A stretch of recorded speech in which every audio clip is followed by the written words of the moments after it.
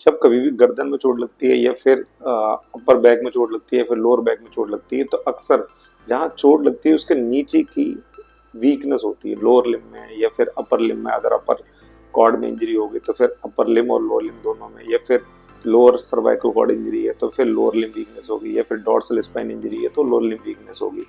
ऐसा होता है। लेकिन एक इंजरी होती है, इसे कहते हैं central cord injury, central cord syndrome. उसमें क्या होता है कि अगर किसी को हाइपर एक्सटेंशन हो नेक का, कोई फोर्सफुली हाइपर एक्सटेंड कर दे नेक को, बहुत झटके से पीछे की तरफ चली जाए, तो उसमें सेंट्रल कॉर्ड इंजरी हो जाती है। कॉर्ड में जो फाइबर का अलाइनमेंट होता है वो सेंटर टू पेरिफेरी होता है, मतलब CTLS जिसे कहते हैं, cervical thoracic lumbar and sacral fibres.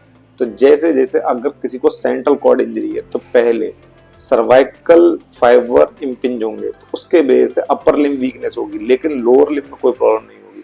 Upper limb में ही उसको टेम्परेचर और पेन के सेंसेशन चले जाएंगे, लेकिन लोअर लिम्ब में कोई प्रॉब्लम नहीं होगी।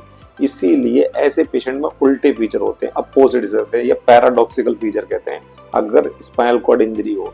नॉर्मली स्पाइनल कॉर्ड इंजरी में लोअर लिम्ब की वीकनेस होती है, लेकिन अगर सेंट्रल कॉर्ड इंजरी है तो अपर लिम्ब की वीकनेस होगी, जबकि लोअर लिम्ब बिल्कुल ठीक होंगे। इसे कहते हैं सेंट्रल कॉर्ड सिंड्रोम।